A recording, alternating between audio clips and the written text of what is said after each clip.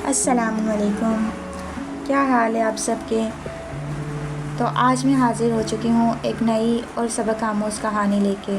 تو جیسا کہ عید الاضحیٰ کا موقع ہے تو میں اسپیشل عید الاضحیٰ کے لیے کہانی لے کے آئی ہوں۔ میری کہانی کا عنوان ہے چھوٹا سا بکرا اور حسن کی قربانی۔ عید الاضحیٰ آنے میں صرف 3 دن باقی تھے۔ پورا محلہ روشنیوں، بچوں کی ہنسی اور بکرے والوں کی آوازوں سے گونج رہا تھا۔ ہر گھر میں عید کی تیاریاں چل رہی تھیں۔ 10 سالہ حسن بھی بہت خوش تھا کیونکہ اس کے ابو اس بار ایک خوبصورت سفید بکرا لائے تھے۔ اس بکرے کی بڑی بڑی آنکھیں اور نرم بال تھے۔ حسن نے اس بکرے کا نام چاند رکھ دیا۔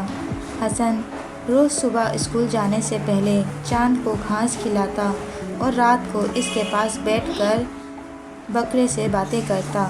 چند ہی دنوں میں چاند حسن کا بہترین دوست بن گیا۔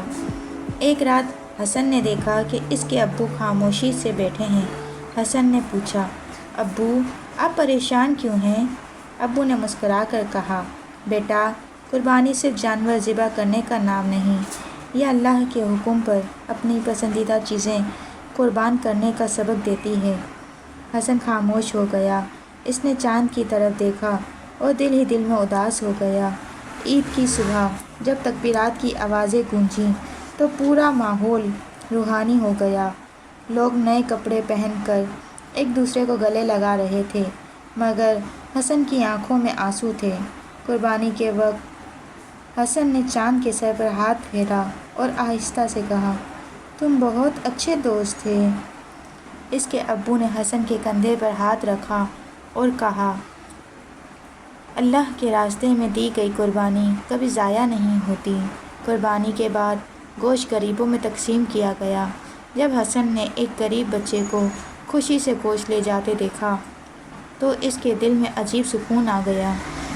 اسی رات حسن نے اپنی امی سے کہا، امی جان اب مجھے سمجھ آیا، قربانی صرف جانور کی نہیں، دل کی محبت اور اللہ کے لیے قربان کرنے کا نام ہے۔